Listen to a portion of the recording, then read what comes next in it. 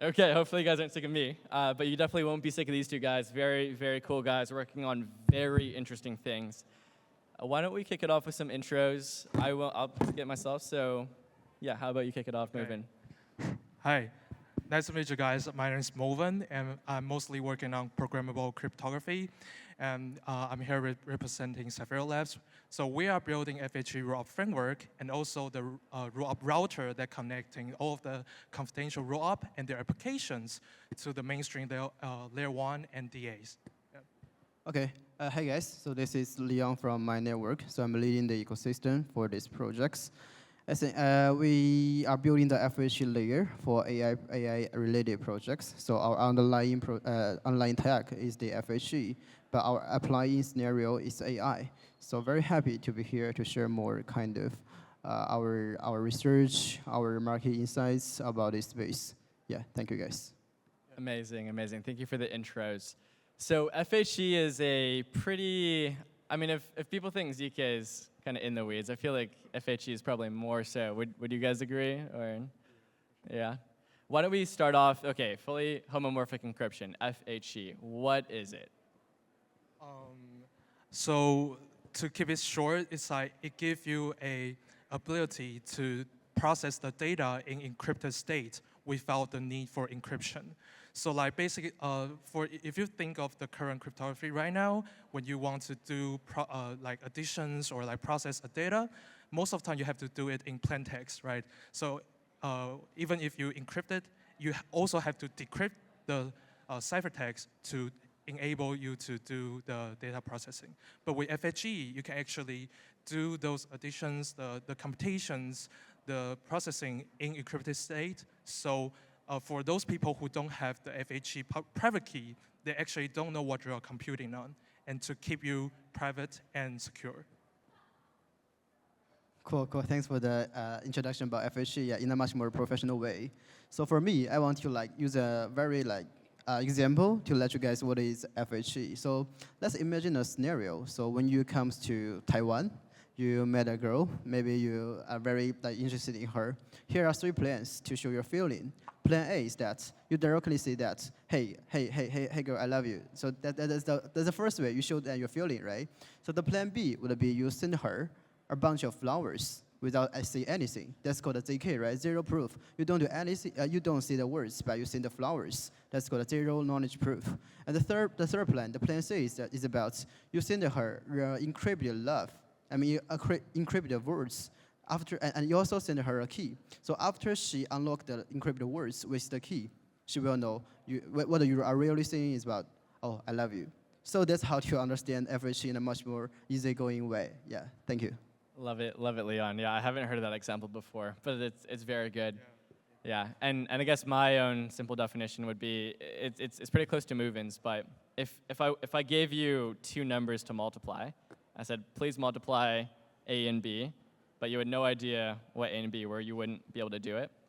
But FHE allows you to do it and produce a result that that checks out, and essentially, you can build your intuition to say, okay, well, then we can actually analyze medical records in a way that doesn't disclose the patient data. I can perform any computation over an X-ray image, for example, and I never actually see that X-ray image. It's very, very interesting, very cutting edge, and very new.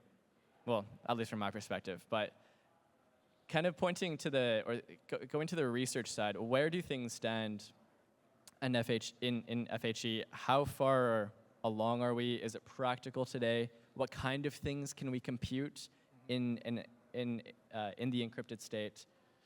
Yeah. Okay. I start from the question. Yeah, as we all know, right? I mean, any FHE related, maybe from the general overview, we will say it's a little bit low efficiency or something like that. But from my perspective, I mean, choosing not to do is far more important than choosing to do what. So in our kind of research or in our kind of go-to-market strategy, we'll choose the very niche points we can put FHE into use. I can share some of the real use case we are building right now. So for the institutional one, we got the chain link CCIP. We co-build the FHE bridge with them. Because every time with those kind of smart money bring from Web 2 to Web 3, right? They need to encrypt their transactions, their holdings. So So in this thing, we can use FHE to do this very smoothly. That's scenario 1. And scenario 2 is that because we are building the FHE in the AI space, so any AI-related problem also can be counted in the kind of track. So we do know that for model training, it's a little bit too expensive, also not that efficient to do that. So what we do is that we try to solve the very niche parts in the AI space. Like we have our clients carve to generate the random number for them, then put it into use into their computation. We also provide the FHE empowered GPU calculation for IO.NET, which means after you maybe store your data in the GPU calculation, on the past, maybe you need to worry about this will be a little bit, they can leakage, kind of dangerous, but for us, after we encrypt the whole process, it will be much fair. That's scenario 2. Scenario 3 is that now we are launching the voting side, because every transactions on the chain is like kind of voting, because they need to decide which blocker or which block will be recorded on the chain. So we're also using FHE to encrypt the voting process. So every scenario I mentioned before is the light touch, not that heavy, but it's already put into use. You can check our website to get started to try to participate in some campaigns.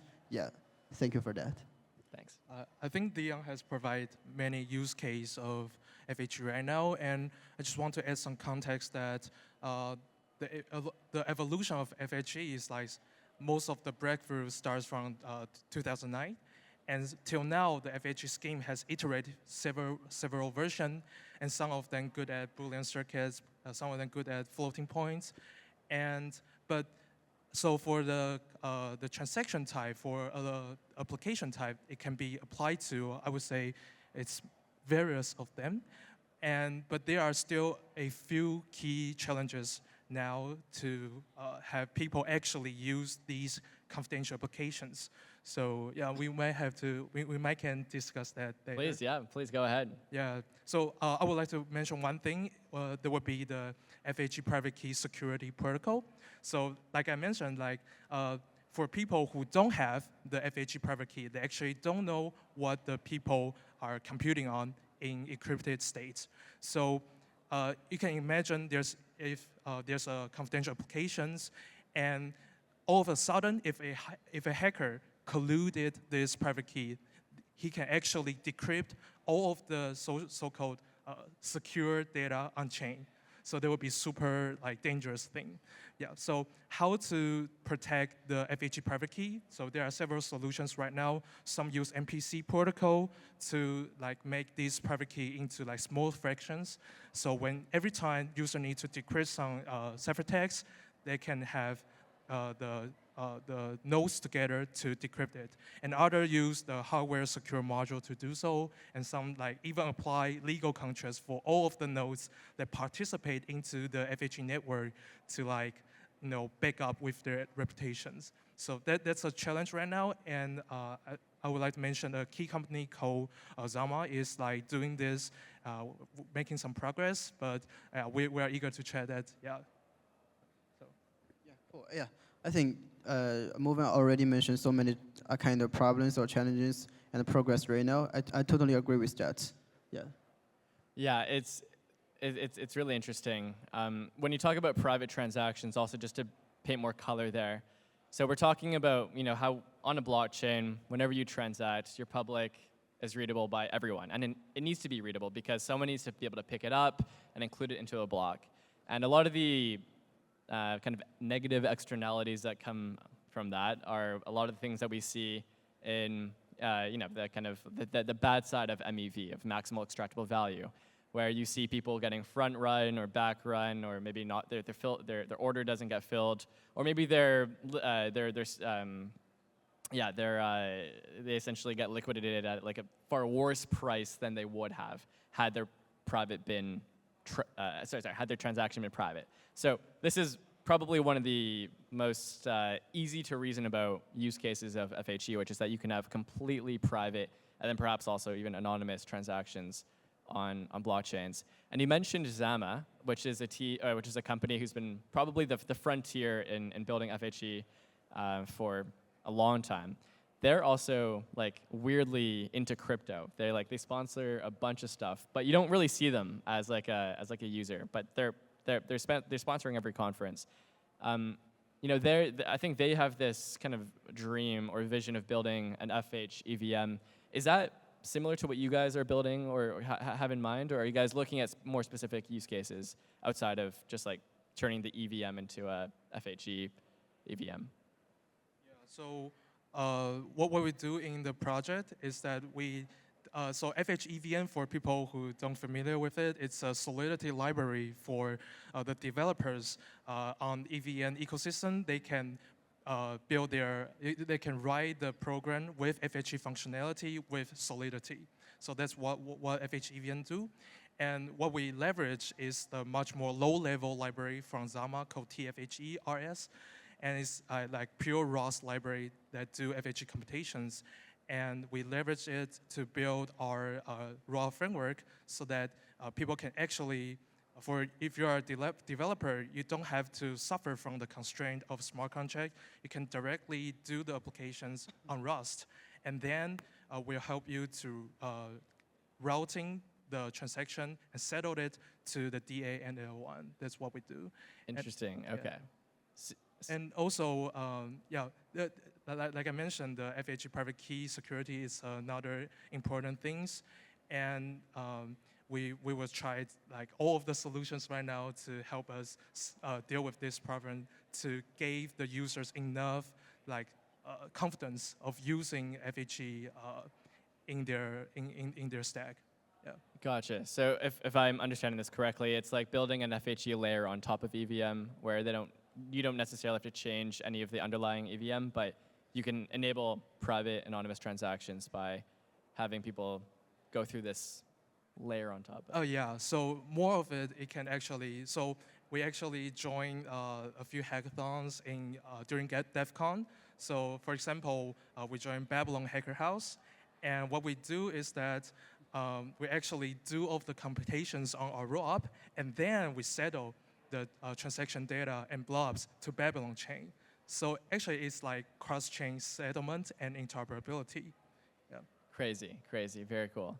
And then for my network, yeah, what's your, if you want to speak to what your kind of grand vision is. Or okay. For us, I think in terms of the FHVM, so yeah, I think this is a big win these days, right? So Zama just announced the good news to the public.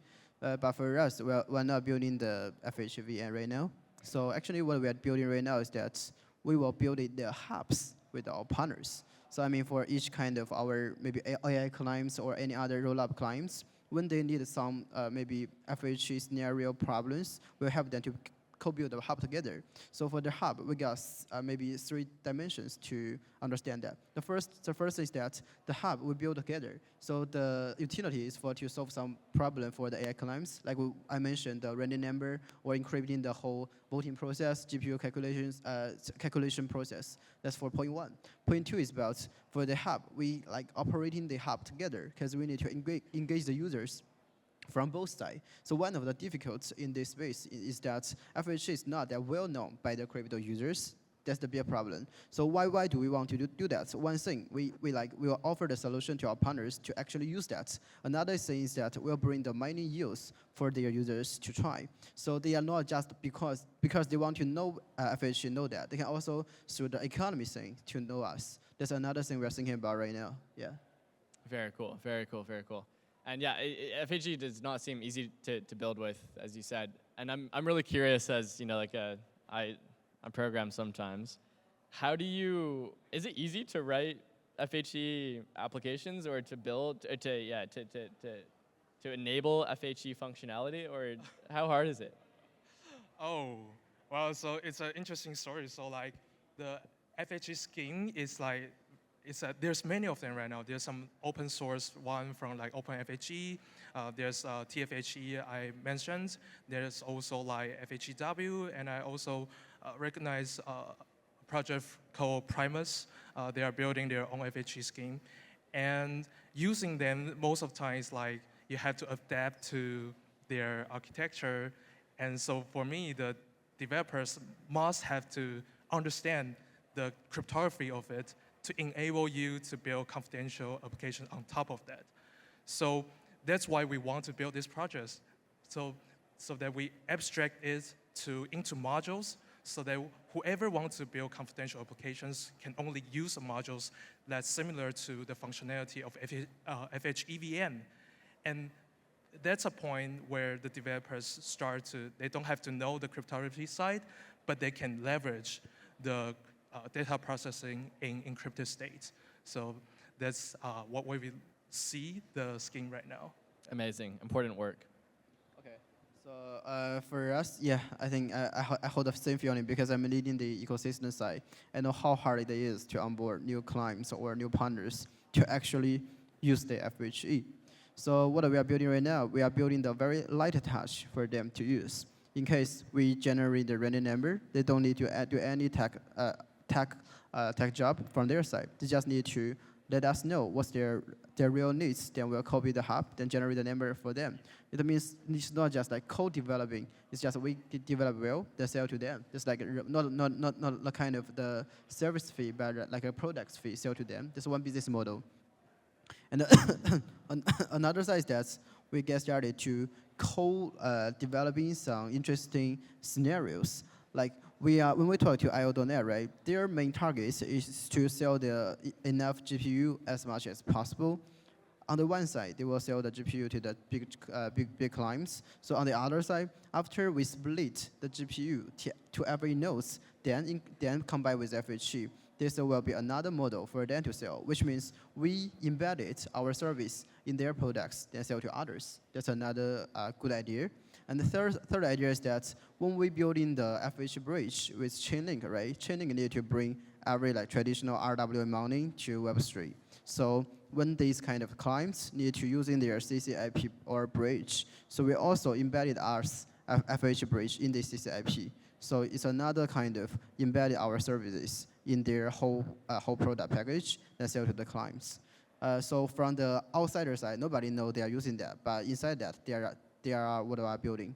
So this kind of ideas I want to share with you guys. I would like to add some context of it. So like, give you an example, when we build FHE module on the module raw framework, we have to redesign the gas fee so that it won't reach the gas limit for all of so many the hard access of the transaction blob we're dealing with.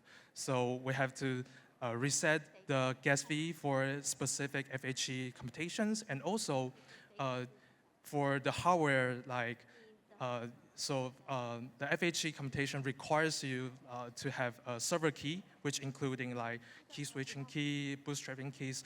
All of them combined is a few megabytes, a few hundred megabytes, which is somewhat can be a burden for the nodes. So we also have to optimize these for them to process ciphertext in a much more better speed, much more optimal speed. Yeah. Got it. Yeah. So I mean, yeah, that was one of my next questions, which is that assuming you guys get this right at Cyferio Labs, and you guys are able to abstract away enough complexities for developers to start enabling FHE, and like you guys are doing at My Network, you guys already have some examples, some applications of teams using FHE. What other challenges do we have what other challenges do developers and users have to face to successfully interact with those applications? And you kind of were touching on the kind of cost of these new types of transactions. Mm-hmm. Are there any other ones that come to mind? Actually, one thing comes to my mind would be much more on the application side. Mm-hmm. So that think about it. Let's give you a simple example that confidential token transfer. So what is confidential token? So it's similar to ERC20, but with the amounts and the user balance encrypted. Yeah. So that's a token you can issue on a FHE rollup or any FHE chain, right? But when it comes to designing a DEX or even connecting into a SEX, what do? So in SEX, most of the amount you are transacting and the price point you sell and buy tokens are plain text. But what if you want to put your project, put those confidential tokens onto SEX? What should you do? How do you design the whole scheme to adapt to it? That's a big question to me. And also how to design your DEX so that people can, the users can, interact with your confidential token transfer and make them feel as the same way they are transferring the ERC20 token, but now with more security and privacy. So yeah, really, really interesting. And it makes me think, when we think in the context of regulations and privacy, sometimes we want certain people to be able to see our ciphertext. Are there any kind of schemes to selectively disclose encrypted states, or is that like an open challenge still?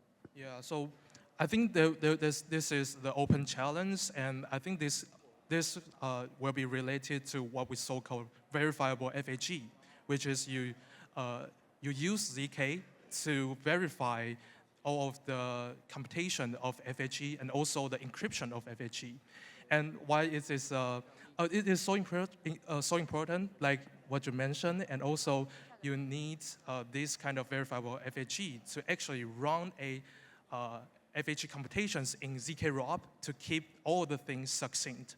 Yeah, and the benchmark like for verifiable FHE right now is like relatively slow, and I would say it's infeasible right now. It's like couple of tens of minutes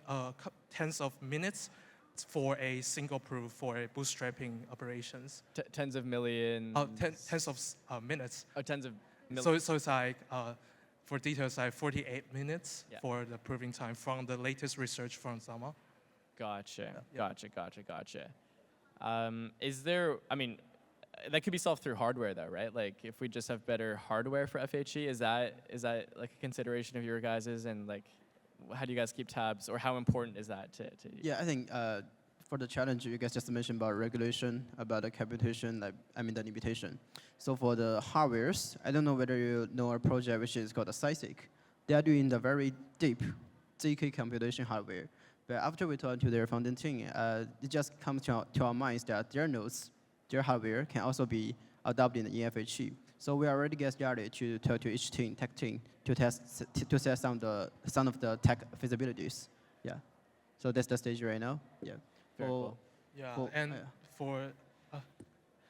So for the GPU acceleration of FHE, I think it's another topic that's super important to enable all of the device to do FHE computation. And one of the things I would like to highlight is that client-side proving and how do you leverage the client-side GPU to accelerate ZK right now is, I think, is a main issue.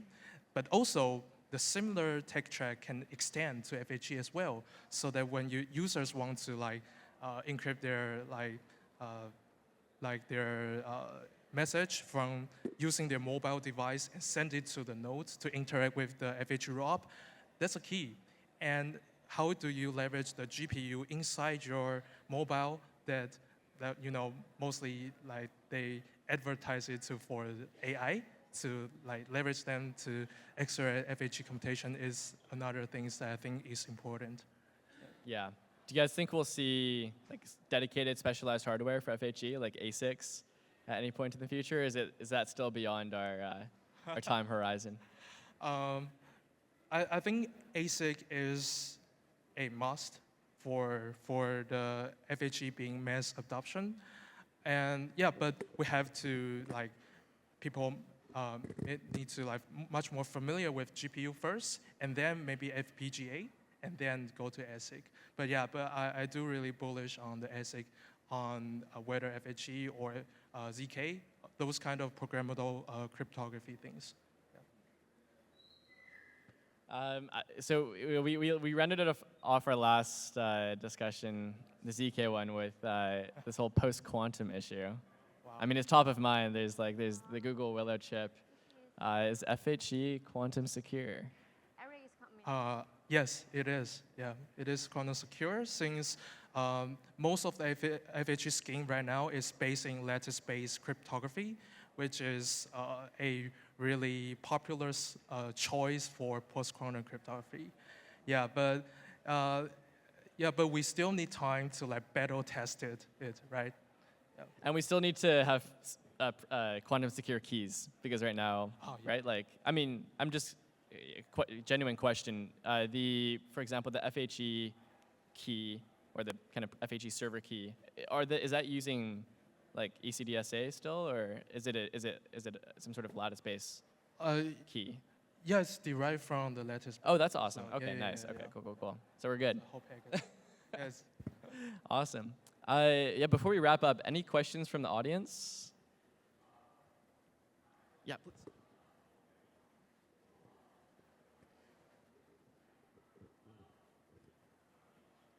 Hi. Hey guys. I was wondering if you guys have any, how you guys imagine the average user might be interacting with confidential applications in the future once FHE starts taking off more. Awesome. So the question was, how will the average user interact with FHE applications as soon as they take off? Yeah. The what user? Retail user? Or Average users, everyday average people like users. me. Okay. Like an everyday user of crypto. Everyday users, okay. So for us, I mean, another challenge, I want to mention just now is that about how do you guys let more people know about VFHE, right? That's exactly the products we're building right now. So for us, if you understand our products, there are two parts. One is about tokenize the TVL as the voting power. So we will airdrop the VFHE to your wallets. Then you use the VFHE to delegate to the right side, the hubs we are building. So for the hubs we are building, we got three kind of layers. The first layer is 2B layer. We got three components like the random number generation, FHE, encryption network for the 2B business use case. And for the second one, is about partners. So like I mentioned, IO.NET, Lumos, Scarf will use that. And the third column is about how do we engage users. We got the BTC price, the greedy and fear index. So if you hold our VFHE, you can jump our website to use that as a testify how to using FHE to do the encrypted voting. That's one thing you can do. And on the pipeline, we'll have so many scenarios like this to onboarding more everyday users. So this is the real case for FHE encrypted voting. So in the voting side, you can get started to try that. And another one for the economy, if you hold a VFHE, you can become the voters in each hub to earn more. Yeah. Okay, so few examples came to my mind. The first would be wondering how many people are working in crypto industry and receiving their payments in stablecoin. Any? Yeah. So there's actually like confidential stablecoin payment, so that when you receive your salary or your payments, it's in the amount you receive are encrypted, so that you and the people send you this money actually know how many amounts you receive or send. But for others, they don't know what the exact amount is. So it's kind of keep you private, and also all of the data is on-chain. So in the future, when you want to verify it, maybe with ZK, once the verifiable FHE is mature enough, it can reveal maybe this payment is legit or auditable in ZK manner. Yeah, there will be an example for that. Yeah. Yeah, and for me, it's sort of the pinnacle of data privacy. So really, everything, any data you have, any personal data you have, you can actually use without having to worry about who's going to look at it or where it might end up. For example, if you have like a Apple Watch or something, and it's tracking all of your health metrics or your biometrics or whatever, you can safely analyze it without worrying about Apple going ahead and dumping it somewhere or having like the CIA come down on Apple and take it from them. So yeah, it really enables you to live your life comfortably. And there's also other great applications for institutions. I'm sure they would, institutions would love the ability to trade privately. But that's not, I guess, for the everyday user. Yeah. Awesome. Any other questions? Okay, no more. Well, thank you so much to our panelists, Leon and Moven, for joining us today. Thank you, Chris. Thank you. Appreciate it, and thank you all. Yeah.